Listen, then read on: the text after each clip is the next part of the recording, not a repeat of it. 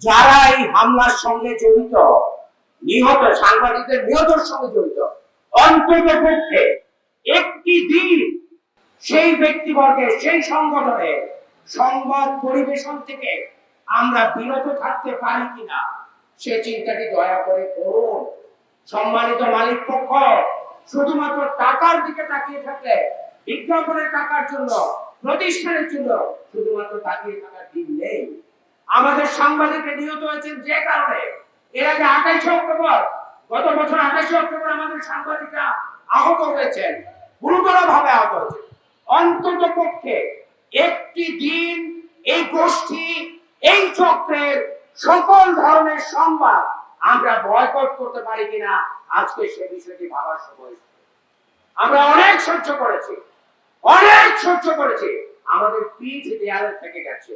আপনার পক্ষে বললে আমরা ভালো, আপনি অপরাধ করবেন, সন্ত্রাস করবেন, নাশকতা করবেন, সেটির প্রতিবাদ করলে আমরা মার খাবো, সেটি আজকে ভাবার সময় এসেছে।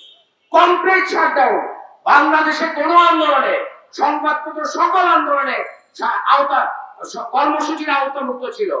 এবার প্রথম আমরা দেখলাম কমপ্লিট শাটডাউনে সংবাদপত্র, সংবাদ মাধ্যম আওতামুক্ত ছিল না। এর কারণ কি, কারা এর পেছনে জড়িত, এইটিও আজকে খুঁজে বের করা দরকার।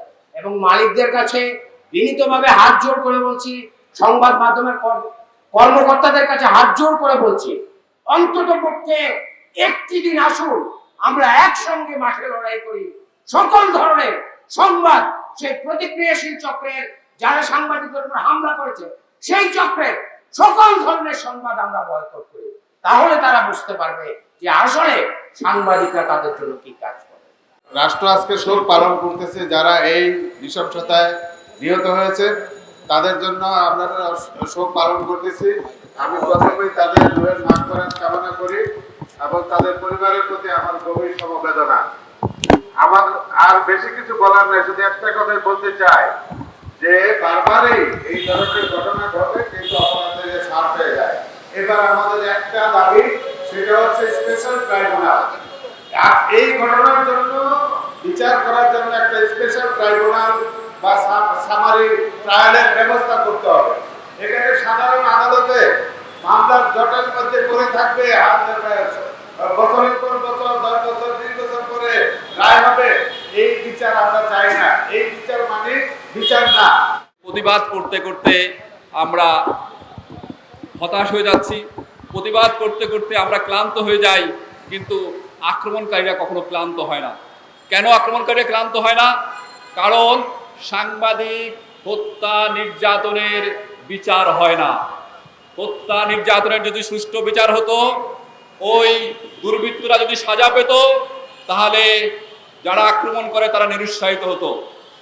আমরা বারবার আবেদন জানাই সরকারের কাছে যে সাংবাদিক হত্যা নির্যাতনের সুষ্ঠু তদন্ত করে দৃষ্টান্তমূলক সাজার ব্যবস্থা করতে হবে।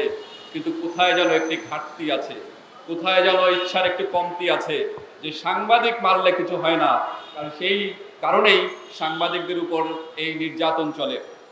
আমাদের ঢাকা সাংবাদিক ইউনিয়নের সংগ্রামী সভাপতি বলেছেন, ইতিমধ্যে জানিয়েছেন যে আমাদের 4 জন সাংবাদিক সহকর্মী সারা দেশে নিহত হয়েছেন এবং 218 জন সাংবাদিক, 218 জন সহকর্মী ঢাকা এবং ঢাকার বাইরে বিভিন্নভাবে আহত হয়েছেন। প্রায় 250 কথা বলছেন আমাদের ঢাকা সাংবাদিক ইউনিয়নের সভাপতি। এই সাংবাদিকদের মধ্যে অনেকেই ইতিমধ্যে হাসপাতালে এখনো চিকিৎসাধীন আছেন, অনেকে চিকিৎসা নিয়ে বাসায় আছেন। গাড়ি ভাঙচুর হয়েছে, ঢাকা শহরে শুধু 8টি গাড়ি পোড়ানো হয়েছে, টেলিভিশনের 35টি গাড়ি ভাঙচুর করা হয়েছে। এই হচ্ছে অবস্থা। ক্যামেরা ভাঙা হয়েছে, ক্যামেরা ছিনতাইও করা হয়েছে। আমরা বলেছি যে আমাদের কাছে ফুটেজ আছে, আইন শৃঙ্খলা রক্ষা বাহিনীর কাছে আমরা বারবার আবেদন জানাচ্ছি, আমাদের কাছে ফুটেজ আছে, আপনারা সেই ফুটেজ নিয়ে দেখেন কারা সাংবাদিকদের উপর হামলা করলো, কারা সাংবাদিকদের উপর হত্যা করলো, কারা সাংবাদিকদের গাড়ি পোড়ালো, গাড়ি ভাঙচুর করলো। তাদের দেখে দেখে, ফুটেজ দেখে দেখে তারপরে তাদেরকে গ্রেফতার করুন, বিচার করুন। সাংবাদিক হত্যা নির্যাতনের বিচার হতে হবে।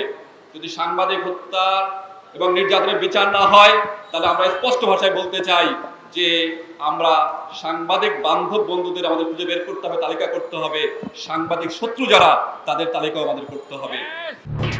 এলো খবরের কাগজ, নিখাত, নির্ভীক, নিরপেক্ষ।